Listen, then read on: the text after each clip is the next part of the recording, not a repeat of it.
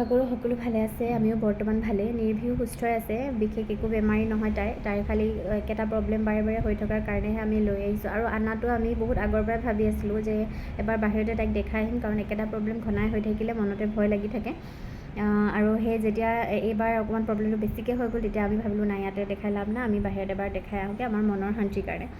সেয়াই আৰু যোনদিনাখন আহিলোঁ, আহি কিনি আপোনাৰ তাৰ নেক্সট ডে আমি ৰাতিপুৱাই গ'লোঁ। তাতে নিজে প্ৰথমে ৰেজিষ্ট্ৰেশ্যন কৰিব লাগে। কম্পিউটাৰ্ছবোৰ তাতে থাকে, তাতে কম্পিউটাৰ্ছবোৰ নিজে ৰেজিষ্টাৰ কৰাৰ পাছতে আপোনাৰ ক্লাষ্টাৰবোৰ কৈ যাব, এইটো ক্লাষ্টাৰ যাওক। আমি সেইটো ক্লাষ্টাৰলৈ গ'লোঁ, গৈ পিনি তাত ডক্টৰ লগ কৰিলোঁ। তাত প্ৰথমে ফিজ দিলোঁ, ফিজ দি কিনি আমাক ক'লে 10টাত আহিবলৈ। আমি 10টাত গ'লোঁ, তাৰপিছত ডক্টৰ লগ কৰিলোঁ। তাৰপিছত তাই ব্লাড টেষ্ট কেইটামান দিলে, ব্লাড টেষ্ট ভালেমানকেইটা দিছিলে, ব্লাড টেষ্ট কৰা হৈ গ'ল। 11টামান বজাত ব্লাড দিছোঁ আমি, 1টামান বজাত ৰিপৰ্টছ আহিবলৈ আৰম্ভ কৰিলে। তেতিয়ালৈকে গোটেইবোৰ ৰিপৰ্টছ আহিলে মোৰ হোৱাটছএপতে।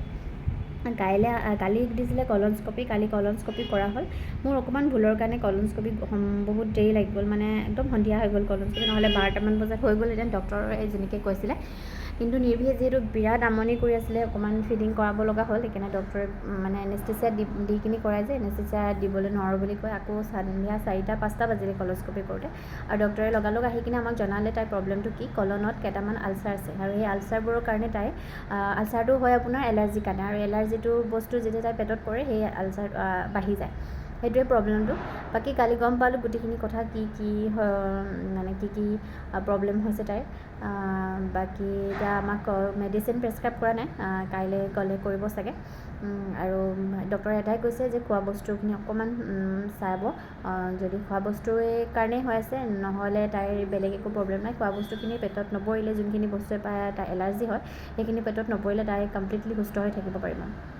বাকী আমি এটা শান্তি হ'ল যে গম পালোঁ তাইৰ বিশেষ একো প্ৰব্লেম নাই, সেইটোৱে কাৰণে অসুবিধাটো হৈ আছে। আমি এতিয়া ৰুমতে আছোঁ, চাওঁচোন দুদিনমান থাকিব লাগিব, যিহেতু আলচাৰ আছে। বায়'পচি কৰিব পঠাইছে, বায়'পচি ৰিপৰ্টটো অহালৈকে আমাক ৰখি দিব কৈছে, কাৰণ যিহেতু আহিলে একেবাৰে দুদিনমান ৰখি দিয়ক, ৰিপৰ্টটো লৈ যাব বুলি কৈছে ডক্টৰে। সেয়াই, সেইকাৰণে দুদিনমান ৰখিম। তাকে সেইটোৱে আপোনালোকক জনাবলৈ ভিডিঅ'টো বনালোঁ, কাৰণ আহিছোঁ বুলি যেতিয়া ভিডিঅ'টো বনাইছিলোঁ বহুতে মেছেজ দি আছে, কমেণ্ট দি আছে। এতিয়া এইকেইদিন একেবাৰে সময় পোৱা নাই, কিন্তু কালিতো একদম ভাল নগ'ল দিনটো, মানে সৰু বাচ্ছাৰ লগত যেতিয়া অকণমান ডিল কৰিবলৈ অসুবিধা হয়, অকণমান তাই কষ্ট পাইছে কালি, আমিও বহুত কষ্ট পাইছোঁ। তাই আমাতকৈ বেছি তাই ফিজিকেলি বহুত কষ্ট পাইছে, আমিতো সেয়া আৰু মেণ্টেলি কষ্টবোৰ পাইছোঁ। বাকী এতিয়া তাই ভাগৰিছে, অলপ শুইছে, এনেই সুস্থই আছে, তাই ধুনীয়াকৈ খেলি আছে। সেয়া আৰু বাকী চাওঁচোন এইকেইদিন ইয়াতে থাকিলে তাইৰ যদি সময়বোৰ মিলে, নিৰঞ্জনৰ বা মোৰো কেইটামান বেমাৰ কিছুমান আছে নহয়, এইবোৰখিনিত পাথৰ চিষ্ট, এইবোৰ যদি পাৰোঁ দেখাই ল'ম, আৰু যদি নিমিলে নেদেখাওঁ, সেইটো বুলি ভাবিছোঁ। বাকী তেন্তে আপোনালোকে বহুত সুধি আছে, তাইৰ সেইটোৱে প্ৰব্লেম, সেইটোৱে বুলি কৈছে ডক্টৰে। আৰু এইটো মানে আমাৰ ওপৰতে কথা, আৰু আমি যদি তাইক নিদিয়াকৈ ৰাখিব পাৰোঁ, তাইৰ বেমাৰটো ভাল হ'ব। যদি আমি ভুল কৰি দি দিওঁ, তেতিয়া মানে আকৌ বেমাৰটো হ'ব আৰু। সেয়াই আৰু তেন্তে সেইটোৱে জনাবলৈ আপোনালোকক ভিডিঅ'টো বনালোঁ।